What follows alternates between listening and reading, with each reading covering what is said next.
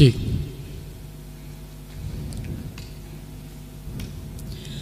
Assalamualaikum warahmatullahi wabarakatuh. Alhamdulillahilladzi ja'alal insana fil ardi khalifah. Assalatu wassalamu ala rasulillah wa ala alihi wa sahbihi wa man tabi'a risalata. Amma ba'd. Dewan Hakim yang arif nan bijaksana, hadirin yang berbahagia, Muhammad Hashim Kamali, seorang sarjana Islam Afghanistan sekaligus mantan profesor hukum di Universitas Islam Internasional Malaysia, di dalam bukunya yang berjudul The Middle Part of Moderation in Islam, The Quranic Principle of Wasadiyah, menyatakan bahwa religious moderation is the important key in a religious life. To maintain a balance, every member of society must be willing to respect each other.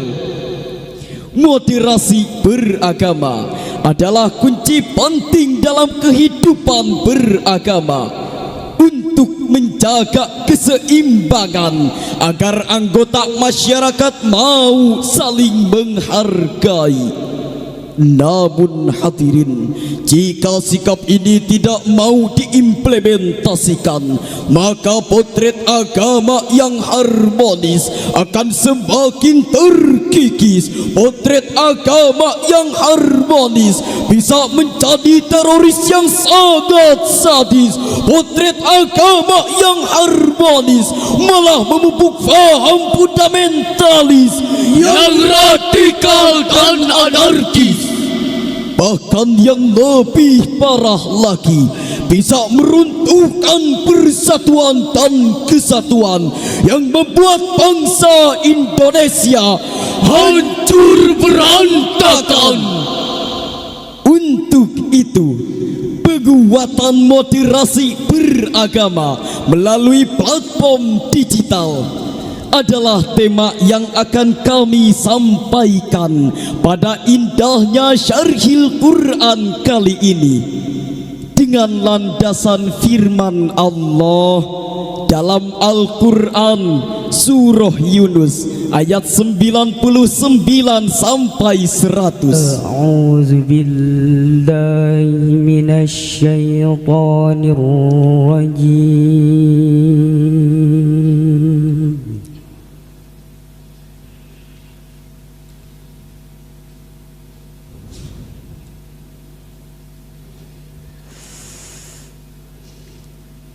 Bismillahirrahmanirrahim.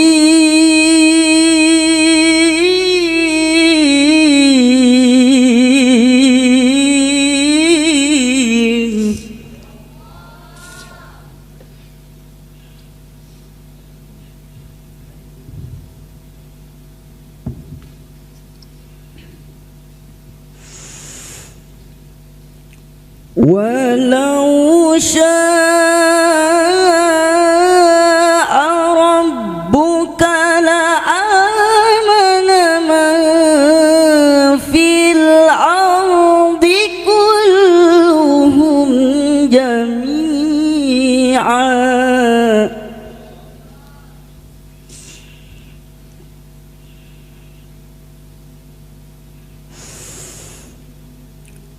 Afa'anta tukrihun nasa hatta yakunu mu'minin.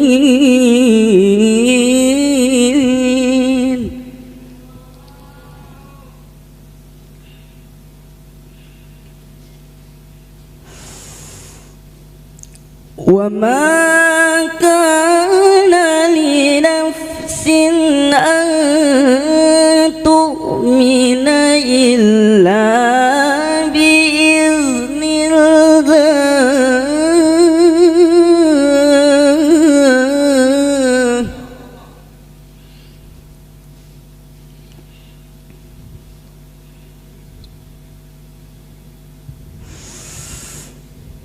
ويجعل الرجس على الذين لا يعقلون.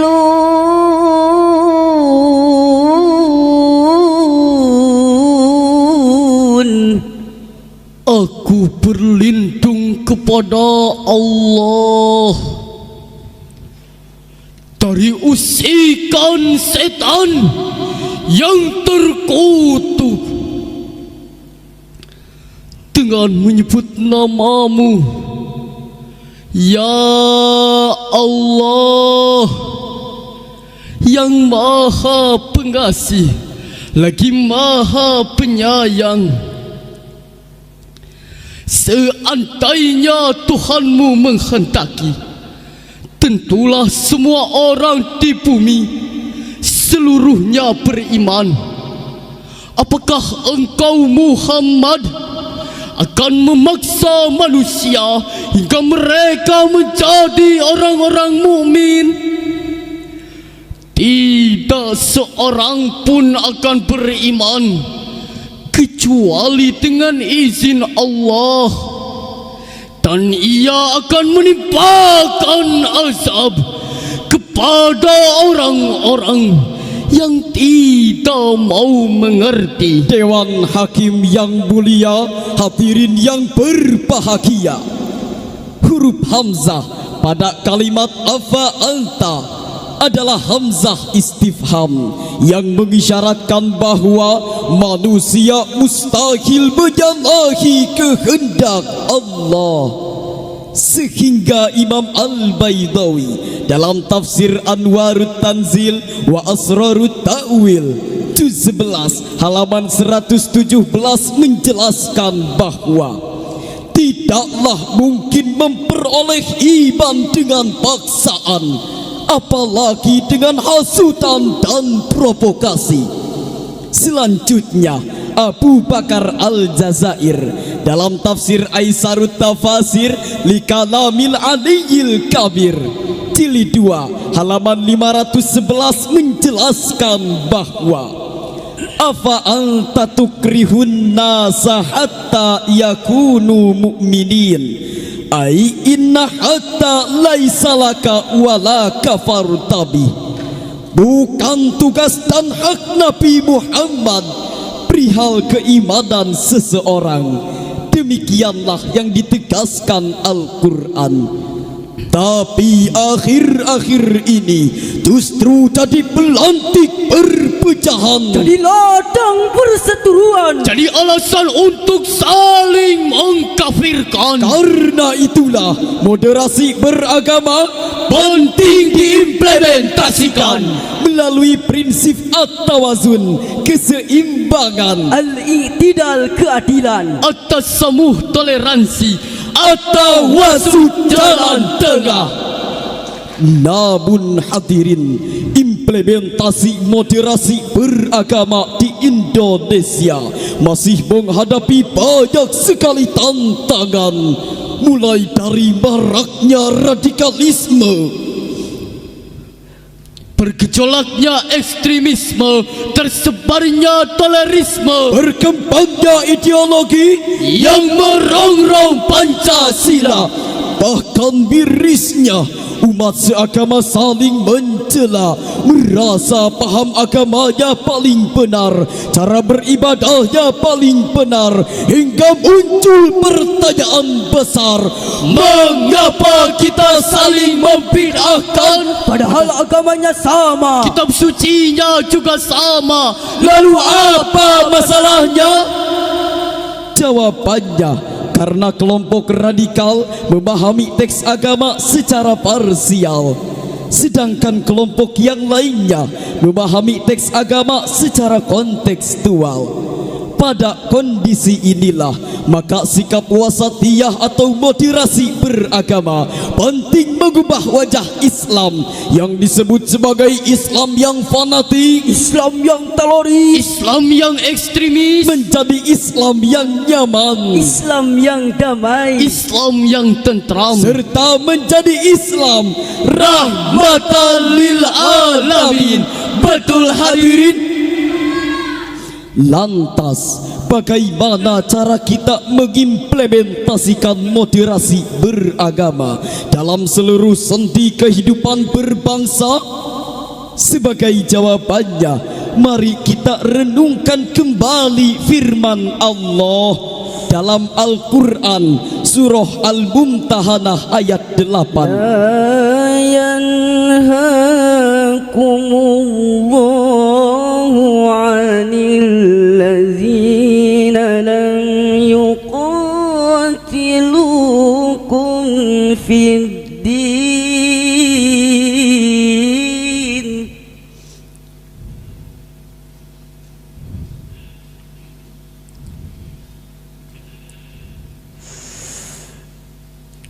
Anil ladzina lam yuqatilukum fid din wa lam yukhrijukum min diyarikum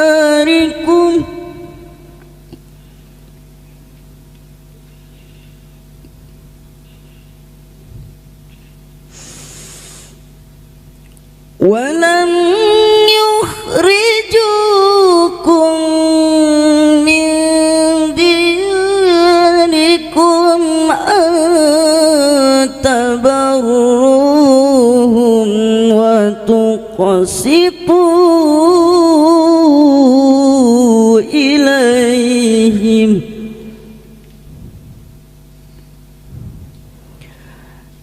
إن الله يحب المقسطين.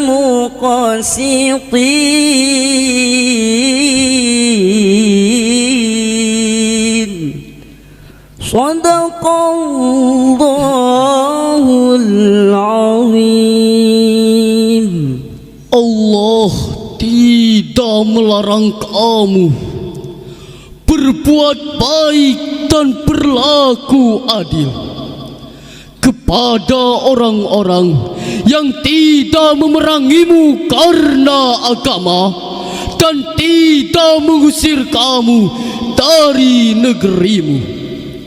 Sesungguhnya Allah mencintai orang-orang yang berlaku adil.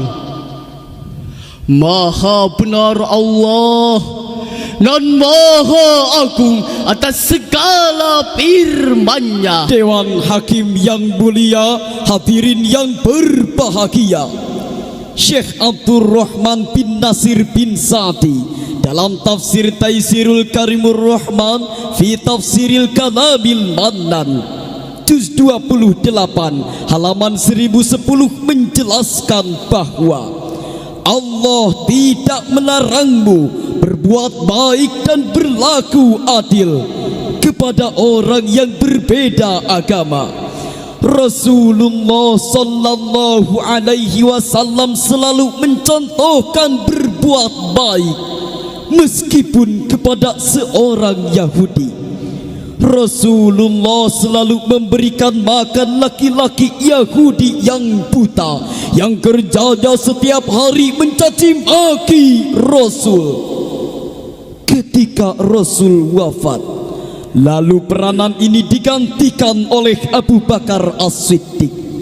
Ketika Abu Bakar menyuapkan makanan ke dalam mulut laki-laki Yahudi itu, lalu laki-laki Yahudi itu pun memuntahkan makanannya seraya berkata, "Pasti ini bukanlah orang yang biasanya memberikan aku makanan. Karena orang yang biasanya memberikan aku makanan telah meninggal dunia dan beliau bernama Muhammad sallallahu alaihi wasallam." Mendengar nama Muhammad, bergetarlah hati laki-laki Yahudi tersebut. Ia menangis sejati-jatinya sambil berkata, "Setiap hari aku menghina yang bernama Muhammad Allah. Setiap hari aku mencaci maki Muhammad, tapi setiap hari pula ia memberikan aku makanan dengan penuh rasa cinta dan kasih sayang. Sungguh indah akhlak Muhammad. Wahai Tuhan, tolong tuntun dan izinkan saya memeluk agama Nabi Muhammad sallallahu alaihi wasallam. Sallallahu ala Muhammad. Ya Rasulullah, Sallallahu. bagaimana bisa aku membalas cintamu yang begitu besar? Bagaimana bisa kau mencintai umatmu yang hina ini? Bukankah engkau kekasih Allah? Bagaimana bisa aku dan saudaraku bersanding denganmu kelak? Bagaimana bisa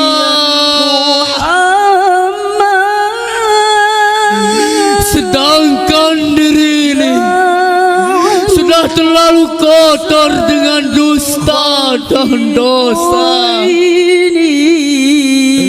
tetapi diri ini sudah rindu ingin bertemu. Ya Rabbana, tolong sampaikan salam dan rindu kami kepada Rasulullah sallallahu alaihi wasallam. Sebagai kesimpulan dalam syarahan kami, moderasi beragama harus diimplementasikan untuk memajukan Indonesia.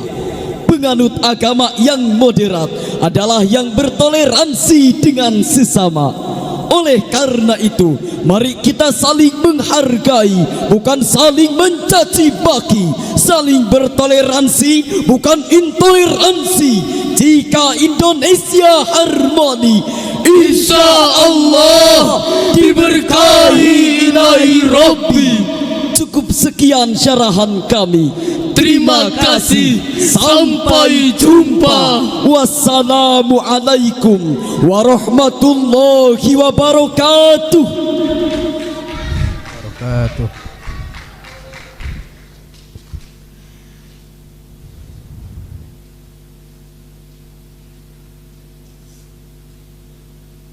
Dewan Hakim